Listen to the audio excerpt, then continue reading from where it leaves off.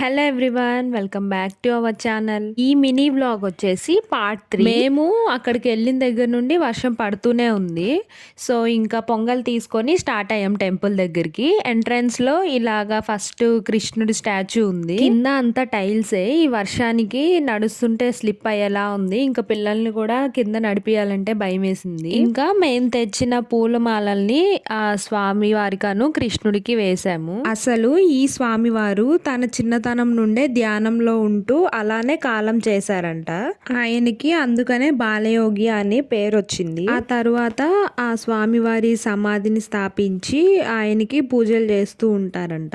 Actual గా ఆ స్వామివారి మెయిన్ టెంపుల్ వచ్చేసి అక్కడ పైన కనిపిస్తుంది కదా, పై ఫ్లోర్. కాకపోతే ఆ రూమ్ తలుపులు డైలీ ఓపెన్ చేయరంట, ఓన్లీ శివరాత్రికే. అది కూడా ఎందుకంటే ఆ రోజు ఆ స్వామివారి బర్త్డే. సో ఇంకా మేము కింద విగ్రహానికి పూలమాలలు వేసి దర్శనం చేసుకొని వచ్చాము. కంటిన్యూషన్ నెక్స్ట్ షార్ట్ లో చెప్తాను. అంతే ఈ వీడియో. ఇంకా వీడియో నచ్చితే లైక్ చేయండి, అలానే సబ్స్క్రైబ్ చేసుకోండి.